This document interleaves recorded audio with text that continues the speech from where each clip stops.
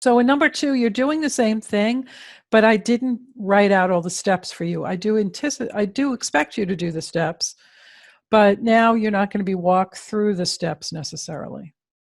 So a typical question would be construct a 95% confidence interval for the population proportion where a sample of 1,200 resulted in 400 that said yes to a question. Have you ever purchased groceries for home delivery? Okay, so we're trying to determine in the population what percentage of people voted for home or used home delivery. So we're looking for the confidence interval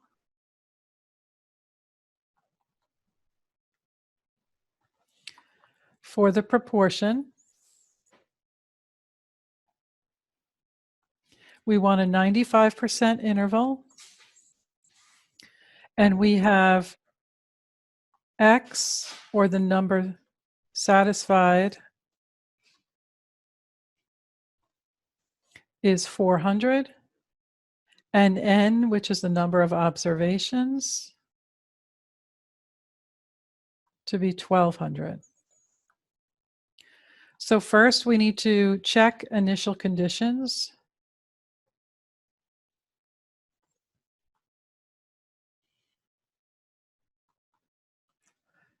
One, is it random? We're going to have to assume because we don't know. And 3, is it N less than or equal to 5% of the population? We're going to assume that because we don't know. And then we're going to check N times P hat times 1 minus P hat. And that's equal to 1,200 times, well, P hat is going to be equal to 400 over 1,200. So let's see, that's equal to 0.33. And then we'll have 1 minus 0.33. So 1,200 times 0.33 times 1 minus 0.33, and that's about 265. So it's certainly greater than or equal to 10. So that's all set. So initial conditions are good. And then we're going to go and check it out in StatCrunch.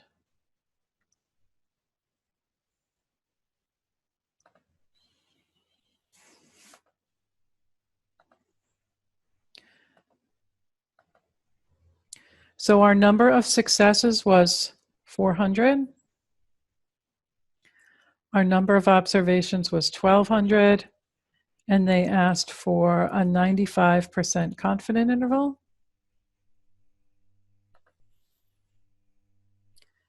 Okay, so we get a lower limit about 0.307 and an upper limit about 360. So let's go back and finish the question.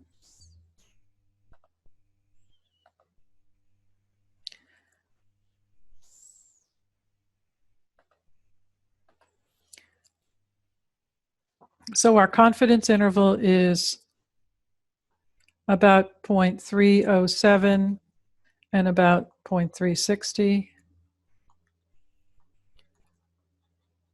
So we are 95% confident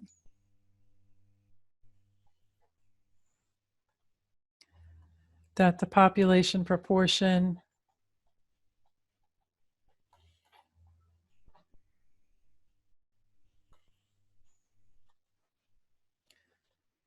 is between 0.307 and 0.360. So that means in the population, between 30.7 and 36% of people have purchased groceries for home delivery. We're 95% confident of that. Any questions on those? Okay.